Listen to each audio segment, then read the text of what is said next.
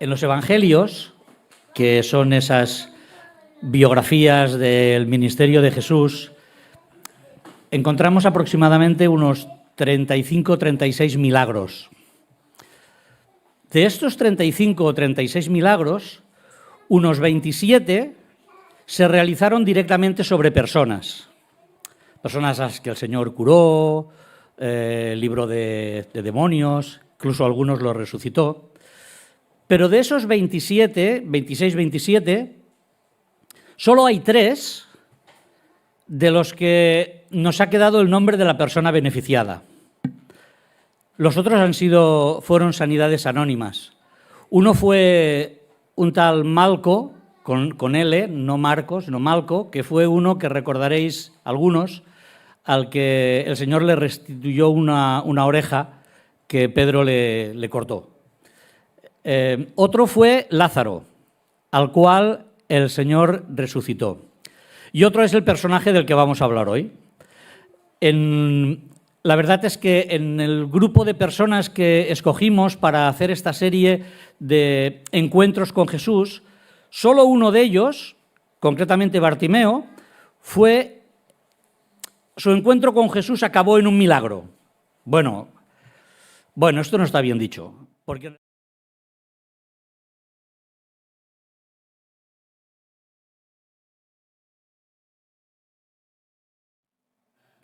su historia la encontramos en 3 evangelios, pero solo uno de ellos nos dice cómo se llamaba. Por eso he escogido ese. He escogido el Evangelio de Marcos, en el capítulo 10, y los versículos desde el 46 hasta el 52 nos explican, pues de una manera muy condensada, qué pasó con este hombre. En realidad el texto empieza diciendo lo que os he puesto ahí, espero que sí, está saliendo ahí. Empieza el texto diciendo esto, ¿no? Entonces vinieron a Jericó, y al salir de Jericó, él y sus discípulos y una gran multitud, Bartimeo, el ciego, hijo de Timeo, estaba sentado junto al camino mendigando. Esta es la entrada de la escena de este encuentro que este hombre tuvo con Jesús. Hay una manera de explicarlo que seguramente a los más jovencitos les va a gustar más, que es esta. Bueno, a lo mejor algún mayor también, ¿eh? Hola amiguitos, hoy les voy a contar una historia de un amigo que conocí hace mucho tiempo. Su nombre era Bartimeo. Acompáñenme. A un lado del camino, en la ciudad de Jericó, se encontraba un hombre ciego llamado Bartimeo, y de tristeza se llenó. Al oír que Jesús venía, comenzó a clamar. Más fuerte gritaba: quiero hoy mi sanidad. Jesús, hijo de David, oh ten misericordia, mi vista quiero ahora.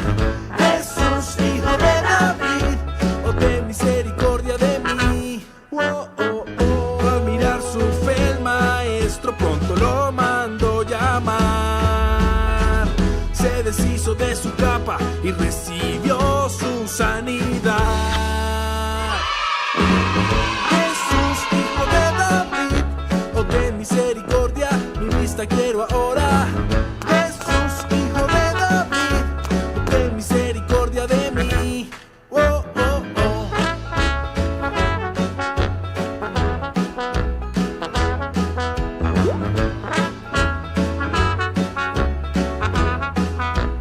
Vamos todos con las palmas. Muy bien. Jesús, hijo de David, oh ten misericordia, mi vista quiero ahora. Jesús, hijo de David, ten misericordia de mí. Oh, oh, oh. Oh, oh, oh. Oh, oh, oh. Oh, oh, oh. 1, 2, 3, para, para.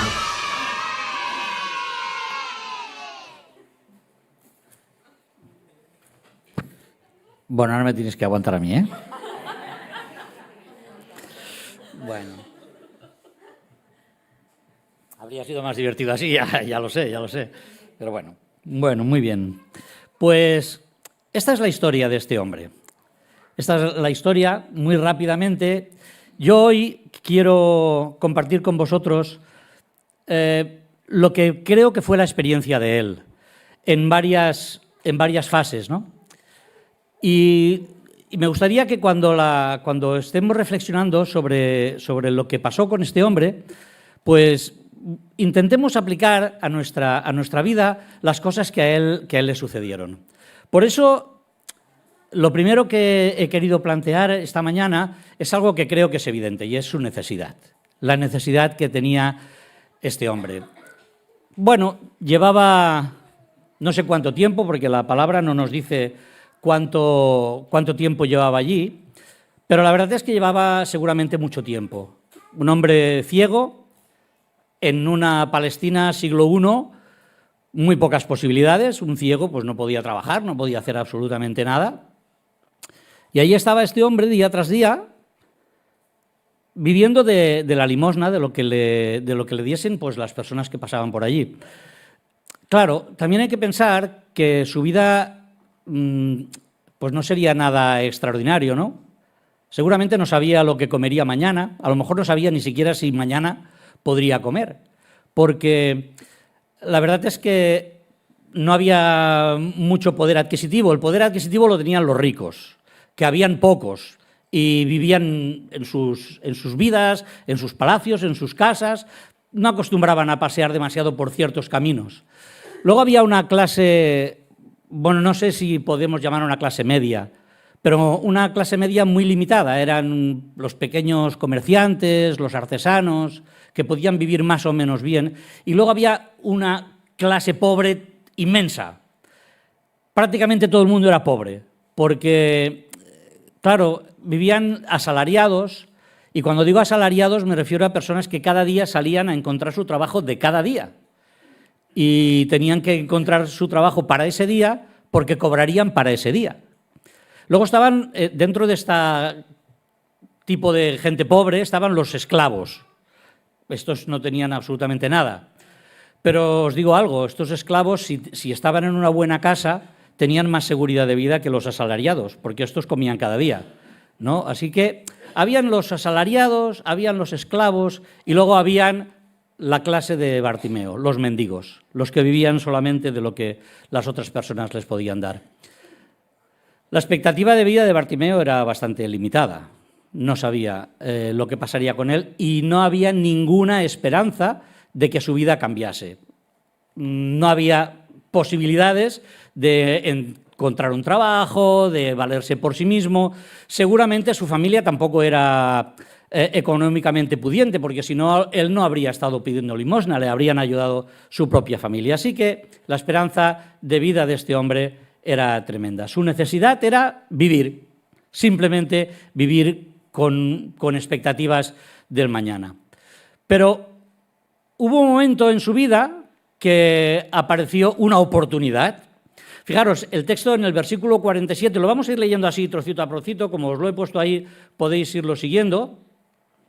Dice que, oyendo que era Jesús, recordáis que estaba en el camino, ¿no?, esperando a ver qué pasaba, dice, oyendo que era Jesús Nazareno, comenzó a dar voces y a decir, Jesús, hijo de David, ten misericordia de mí.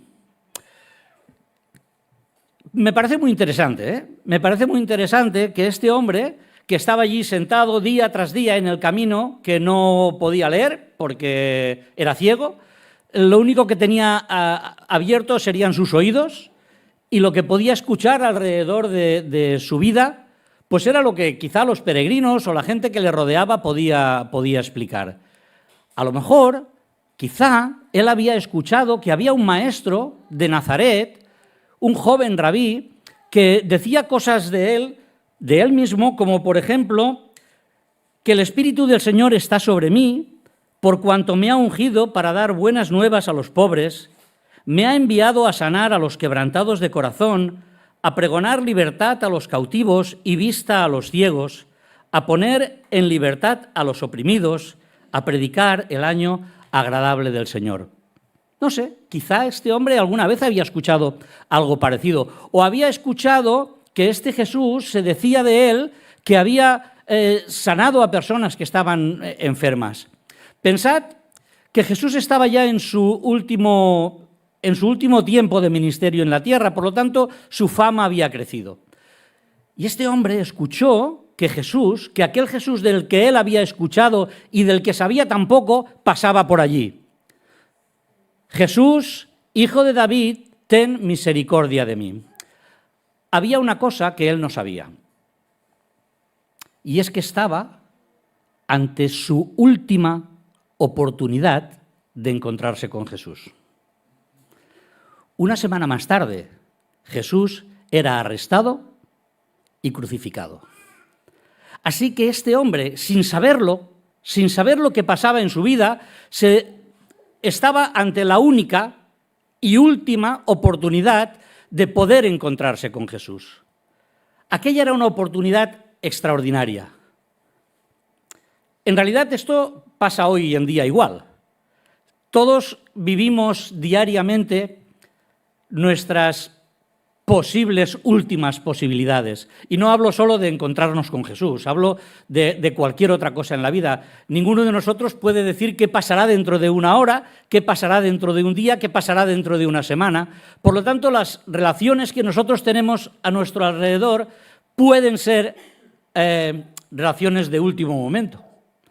También las posibilidades de encontrarse con Jesús o de analizar nuestra necesidad. Si este hombre clamaba: Jesús, hijo de David, ten misericordia de mí, ¿sabéis por qué era?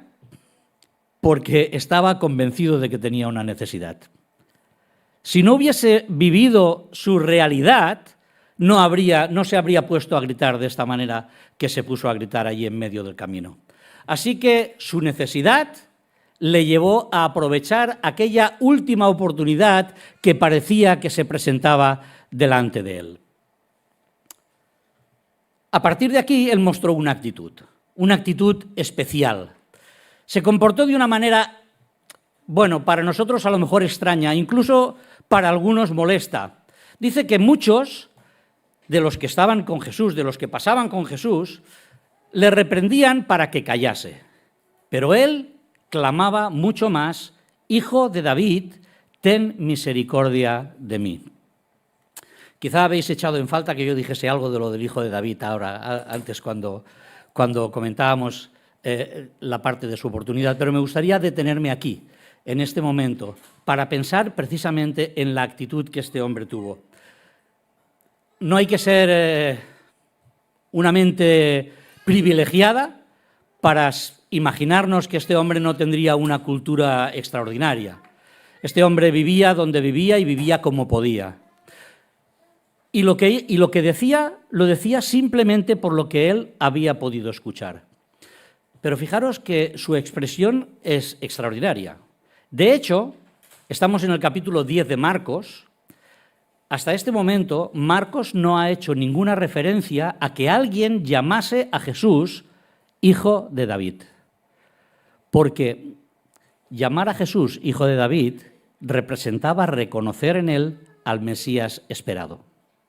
Así que fijaros que este hombre que está allí en el camino, que no entiende nada de lo que le está pasando, que no veía al pobre hombre, pero escucha aquel sonido del camino que es diferente y le dicen que es Jesús, dice: este es aquel del que el profeta habló. Este es aquel que ha actuado y que ha demostrado alrededor de estos años que está haciendo ministerio que tiene un mensaje de esperanza, de vida y de sanidad para las personas. Así que, Jesús, hijo de David, ten misericordia de mí. Pero los que estaban a su lado le reprendían, los que estaban al lado de Jesús. Él no pensó o no se planteó si era molesto o no era molesto. Si estaba molestando a algunos de los que estaban intentando escuchar las enseñanzas que Jesús podía dar por el camino. No se lo planteó. No se planteó si hacía el ridículo o no hacía el ridículo. No se planteó si la gente se podía ofender por lo que él decía, por llamar a Jesús hijo de David. Él, ¿sabéis? A lo mejor lo he dicho ya, tenía una necesidad. Y como tenía una necesidad, como tenía una oportunidad, le dio igual lo que pasase a su alrededor. Le daba igual lo que la gente pensase.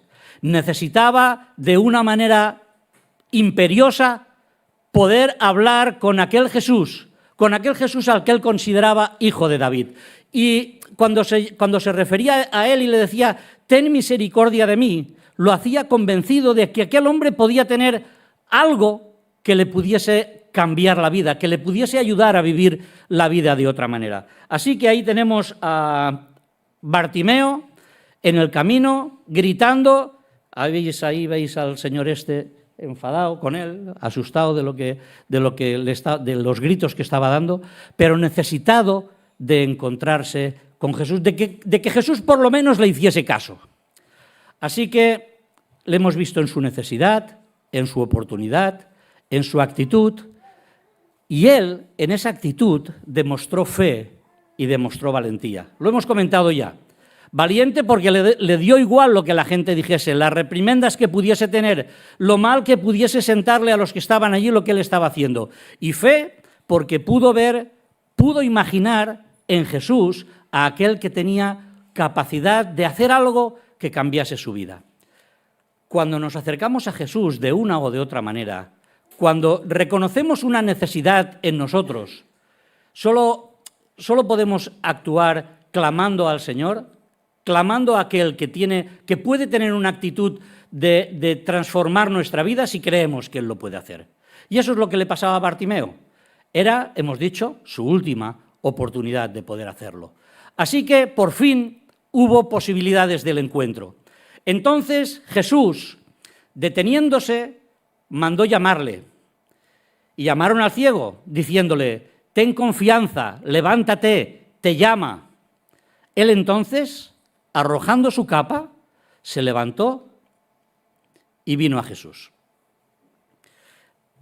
No voy a decir que este es el punto álgido del encuentro, porque creo que viene después el punto álgido, pero vale la pena pararse un momentito aquí, porque aquellos que le reprendían, bueno, no sabemos si eran los mismos que le estaban reprendiendo, ahora le dicen, acércate que el maestro te llama, ten confianza, ten ánimo. No sabemos si eran las mismas personas, pero lo que es verdad es que ya empieza a llegarle un mensaje de esperanza. Ten confianza, te llama, ha escuchado tu voz. Y a mí, lo que él hace en este momento, creo que merece una reflexión importante. Dice que cuando escuchó esto, dice que arrojó su capa, se levantó y vino a Jesús. Y esto que puede parecer un detalle simplemente, anecdótico de la historia de Marcos, tiene una importancia tremenda. Hemos dicho que aquel hombre era pobre de necesidad. Solo tenía lo que le daban las personas cuando pasaban por el camino.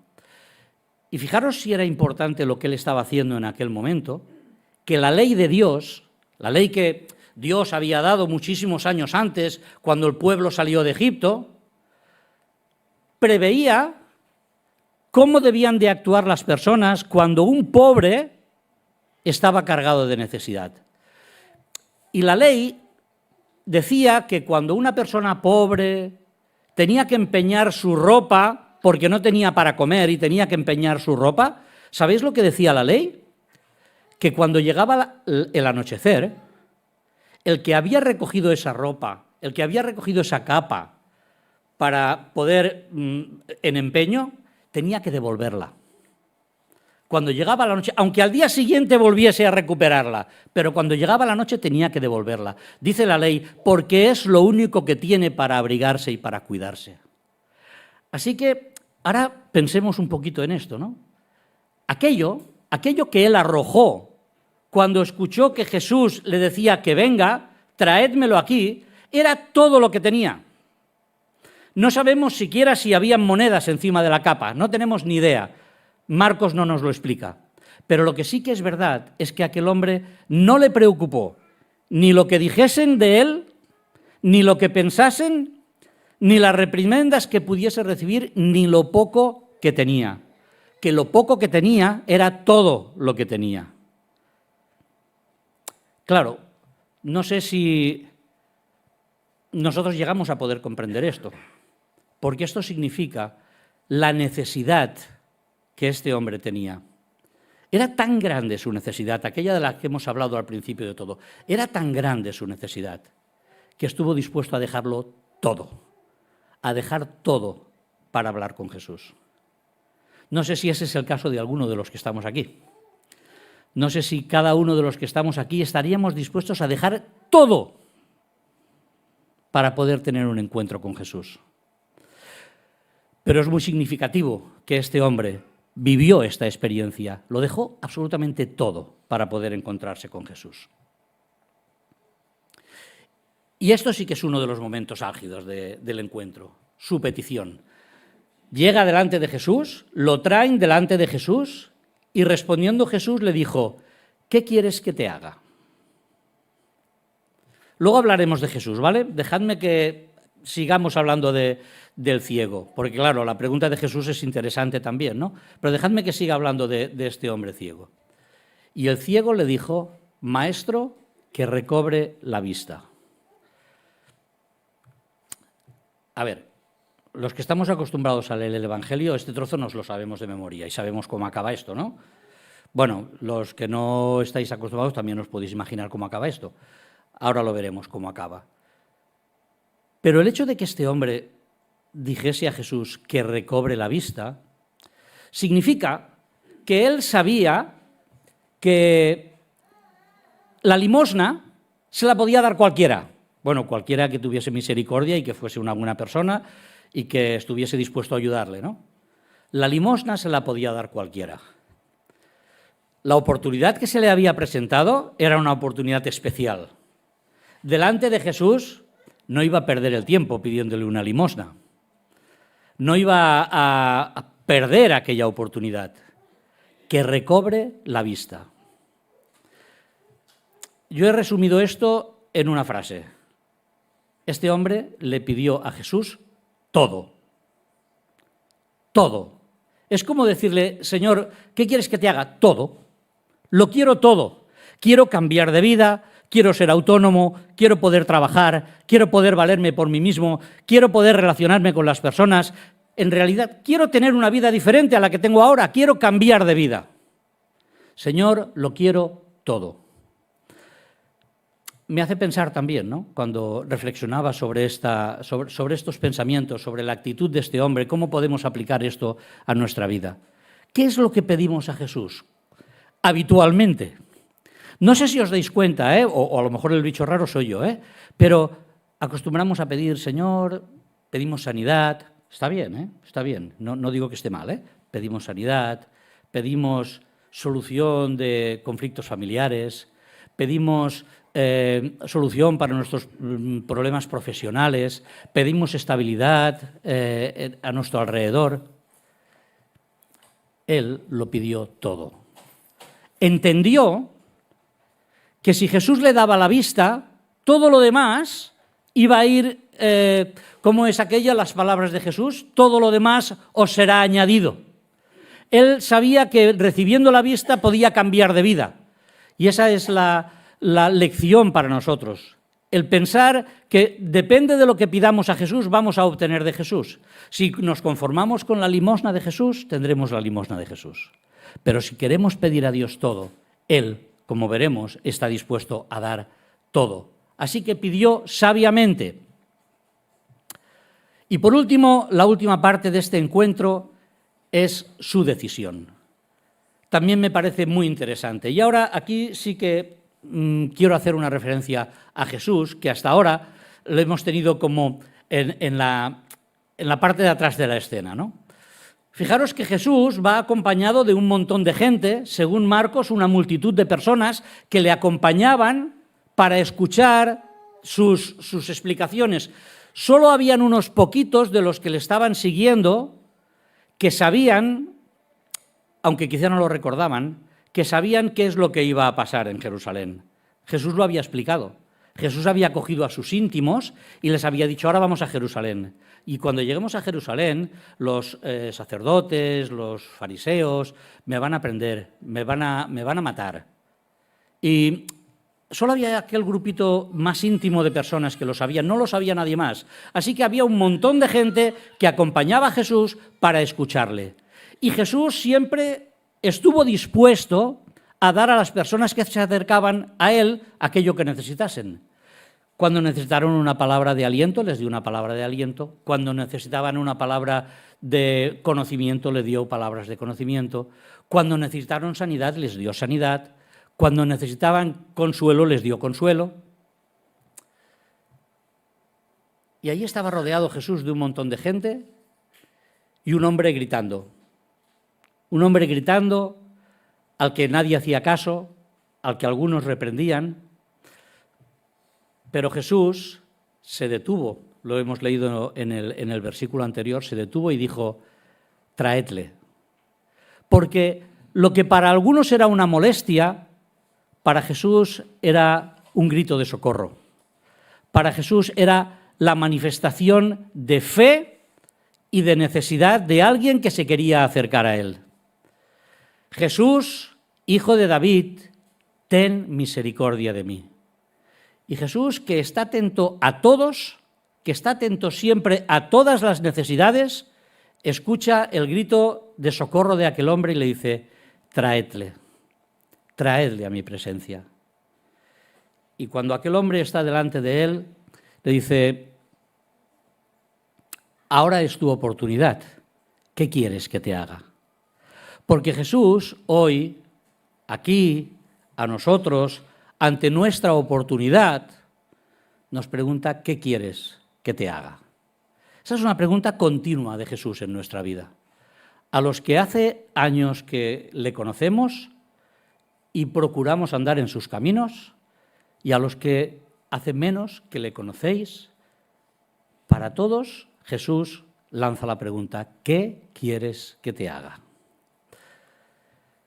Y fijaros, he puesto ahí que creo que es un punto clave el hecho de su decisión, porque fijaros cuando Jesús le sana lo que le dice. ¿Sabéis? Me ha llamado la atención esta palabra, porque Jesús le dice, vete.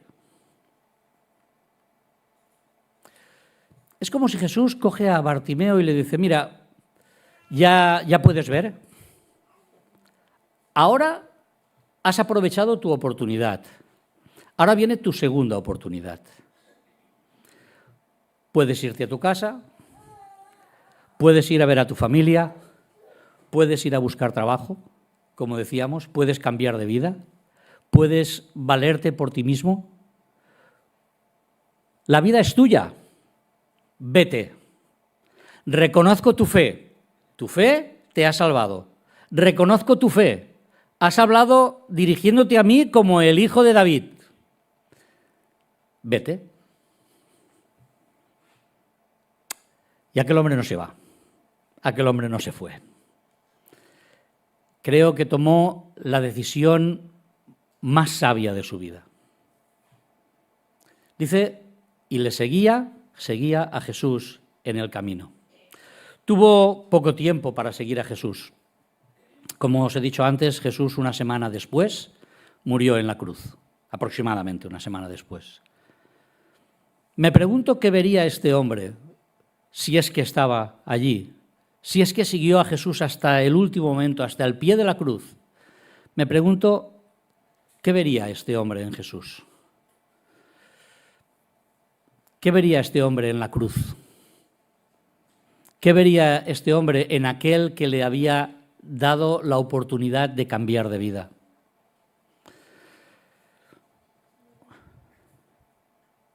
Me preguntaba cuando preparaba este sermón, en el buen sentido de la palabra, he dicho lo de sermón, espero que no haya sido un tostón para nadie hasta ahora, pero bueno, y si lo es, perdonadme.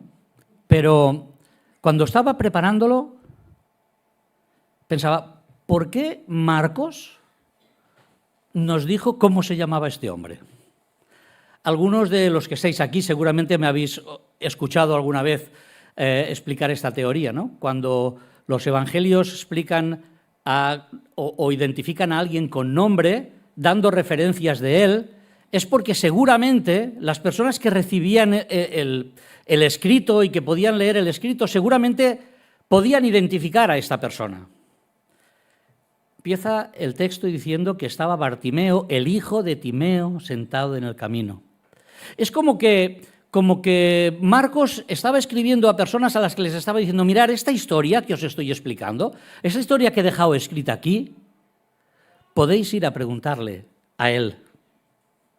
Podéis ir a ver a Bartimeo, del que habéis oído hablar, quizá al que alguno conocéis, para preguntarle cómo fue su experiencia. Me gusta a veces pensar, ¿no? ¿Estaría Bartimeo en el aposento alto con aquellos 120 que acompañaban a Jesús?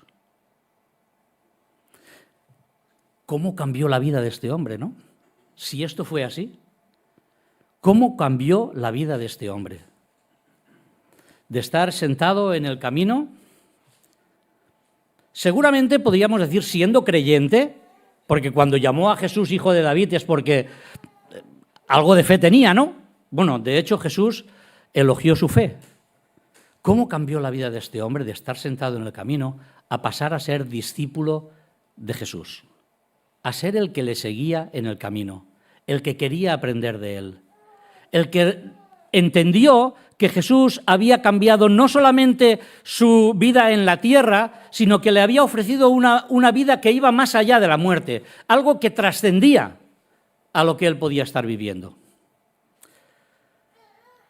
Una vida sin esperanza, la capacidad de aprovechar la oportunidad que se le presentó, con fe, con valentía, dejando todo para poder encontrarse con Jesús, sabiendo qué es lo que tenía que pedir, pidiendo sabiamente y escogiendo correctamente. Así que llega el momento de hacer nuestras pequeñas reflexiones, las reflexiones con las que yo os propongo que nos vayamos y que nos sirvan para pensar un poquito en lo que hemos escuchado, en cómo podemos encontrar nosotros lecciones de vida de este encuentro que Jesús o que Bartimeo tuvo con Jesús hace 2000 años. Ante Jesús es necesario reconocer nuestra necesidad espiritual. Porque sin reconocimiento de necesidad espiritual no hay ninguna posibilidad de hacer nada de lo que viene a continuación. No quiero repetirme de lo que ya he dicho, pero sí que me gustaría que pensásemos que realmente hay un texto en la Biblia, en los libros que son como más antiguos, que dice que Dios puso eternidad en el corazón de las personas, de los seres humanos. Porque Dios ha querido que en nuestro propio pensamiento haya esta capacidad de mirar más allá de lo que vivimos en esta tierra. Fijaros que supongo que esto os habrá pasado en alguna ocasión. A lo mejor alguna vez habéis ido a un entierro de una persona no creyente y habéis escuchado aquello de estés donde estés, ojalá. ¿Por qué estés donde estés? Porque realmente en el corazón de las personas hay un sentimiento de eternidad. Pero cuando nos enfrentamos a este sentimiento de eternidad, a esta necesidad de pensar en el más allá, también tenemos la necesidad de reflexionar sobre nuestra necesidad personal. ¿Cuál es nuestra necesidad personal? El vivir bien, sí, el estar lo mejor posible, el tener buenas relaciones, sí, pero tenemos una necesidad que nace en el corazón porque está grabado por el mismo Dios en nuestra vida. Necesitamos relacionarnos con nuestro Creador. Y este hombre lo necesitaba, y es una lección para cada uno de nosotros. Necesitamos reconocer nuestra necesidad espiritual de relacionarnos con nuestro Creador. Ante Jesús es necesario mostrar decisión, valor, fe y valentía. Y esto creo que la mayoría de nosotros lo puede entender. Necesitamos ser capaces de mostrar decisión a la hora de encontrarnos con Jesús, porque siempre habrá en el camino alguien que nos dirá, calla, que estás molestando, porque siempre habrá a nuestro alrededor alguien que dirá, pero ¿qué tontería estás diciendo? Necesitamos ser capaces de superar, de pasar por encima de esas barreras que nos obstaculizan el camino al encuentro con Jesús. Y para eso necesitamos creer en nuestra necesidad y necesitamos creer en lo que Él puede hacer en nuestra vida. Va a depender del concepto que nosotros tengamos de Jesús, el que le pidamos una cosa o le pidamos otra cosa, porque esa es la tercera reflexión. Ante Jesús hemos de saber pedir con sabiduría. ¿Cómo hizo él? Pero depende de lo que pensemos de Jesús, vamos a pedir una cosa o vamos a pedir otra. ¿Vamos a pedir para el día a día o vamos a pedir algo que trascienda a la vida, que trascienda a la espiritualidad, que nos ayude a vivir en su presencia y delante de Él eternamente? Y por último, para acabar, ante Jesús es necesario escoger bien el camino a seguir, el camino correcto.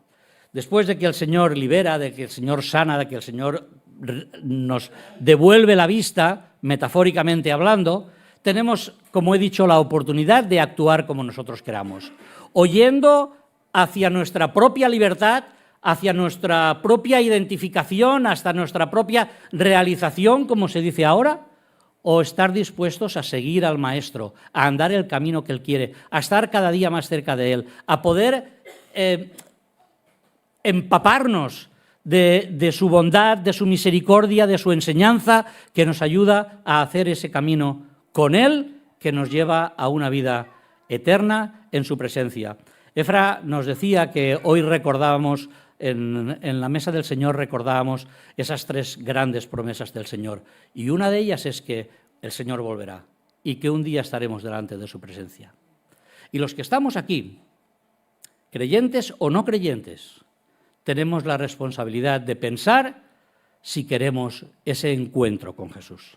Si queremos tener esa posibilidad, aprovechar la oportunidad que el Señor hoy y aquí nos presenta. Porque Él hoy sigue preguntando, ¿qué quieres que te haga? Y en nuestra responsabilidad está el responder, Señor, que recobre la vista. Señor, vivir cerca de ti. Señor, poder conocerte. A lo mejor ni siquiera sabemos qué pedir al Señor. Eso podría pasar. Podría pasar que delante de Él, cuando el Señor le dijo, ¿os imagináis? ¿Qué quieres que te haga? Pues mira, no sé. No sé qué quiero que me hagas. Fijaros, incluso en esta circunstancia, incluso pensando que no sé qué quiero que me haga el Señor, podemos pedirle, Señor, dame lo que me conviene. Déjame verte, déjame entenderte, déjame conocerte un poquito más, déjame estar más cerca para poder visualizar, para poder comprender, para poder vivir eso que tú pones a mi alcance. No sé cuánto duró o cuánto iba a durar el trocito en que Bartimeo iba a tener a Jesús delante. Sentado en el camino, Jesús pasaba. No lo sé. 2 minutos, 3 minutos, esa era la oportunidad que tenía. El tiempo que Jesús llegaba por un lado, él le podía escuchar o desaparecía por el otro y ya no le podría escuchar. ¿Os dais cuenta de la limitación que a veces tenemos para podernos encontrar con Jesús? No es una limitación que pone Jesús. Es una limitación que nosotros mismos ponemos en muchas ocasiones. Así que hoy tenemos la oportunidad de ver que Jesús pasa, escuchar que Jesús pasa y querer unirnos, querer estar a su lado, preguntarle, pedirle para que Él nos diga qué quieres que te haga. Ojalá que el Señor nos ayude a tomar decisiones correctas.